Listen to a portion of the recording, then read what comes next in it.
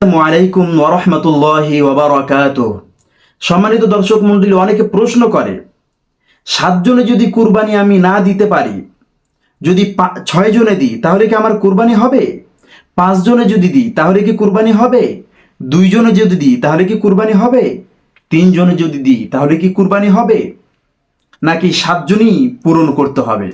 সম্মানিত দর্শক মণ্ডলী, আপনার যদি সামর্থ্য থাকে তাহলে একটি গরু আপনি একাই দিবেন। যদি না পারেন তাহলে 2 জনে দিবেন। যদি না পারেন 3 জনে দিবেন। যদি না পারেন 4 জনে দিবেন।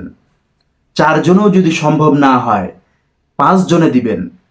5 জনেও পারছেন না 6 জনে দিবেন। 6 জনেও সম্ভব হচ্ছে না, আপনি 7 জন পর্যন্ত আপনার জন্য অপশন রয়েছে। 7 জনে আপনি দিতে পারবেন। তবে এটা এমন নয় যে 7 জনেই দিতে হবে, বিষয়টি এমন নয়। সম্মানিত দর্শক মণ্ডলী, 7 জন হচ্ছে সর্বশেষ সীমানা। 7 জনের বেশি একজন গরুতে বা একজন মহিষে বা একজন উটে শরিক হতে পারে না। সম্মানিত দর্শক মণ্ডলী, অবশ্যই বিষয়টি ভালো করে বুঝতে পেরেছেন। আসসালামু আলাইকুম ওয়া রাহমাতুল্লাহি ওয়া বারাকাতুহু।